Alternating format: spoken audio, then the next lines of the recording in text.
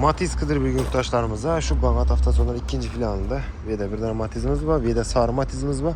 Şu iki tane Matizimizni gösterip beramen küzet para verese gelip hafta kredit, barter, naqd pul asasında maşinlarımızda xarid qilaverasizlar. Sizlardan shunday sotiladigan mashinalar bo'lsa, az yurtdoshlar tavsiya qilaman, olib kelishlaringizni. Kelsangiz kelishsak naqd pul olamiz. Kelishmasak sotib beramiz. Variant ko'p, savdo zo'r, xudo xolasa. Nima deymiz? Videomiz keyinroq tarqalishi uchun like bosib kuzatishingizni yana bir marta so'rab qolaman. Boshladik.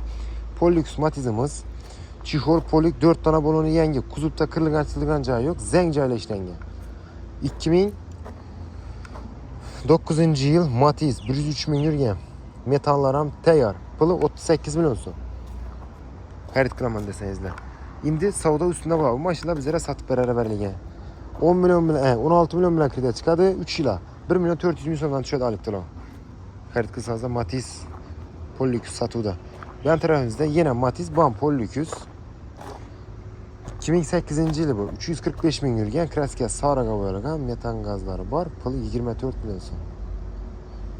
Balonlar o'rta holatda. Chixol poliklari bor, yomon emas, ko'rishingiz mumkin. Zang chiqib, nima bo'lib yotgani yo'q. Yana shunday holatdagi Matiz sotuvda Bağat hafta savdoni ikinci filialida xudo xolasa. Gelip do'stlar mashinalarimizni xarid qilishlaringiz mumkin. Kelsangiz mashina ko'p, har xil turdagi avtomobillar mavjud. Kredit, barter, naqd pul asosida az yurtdoshlar mashinalarimizni xarid qilaverasiz. Kutib qolamiz, tavsiya etamiz. Kelishingizni yana bir marta so'rab qolaman. Rahmat.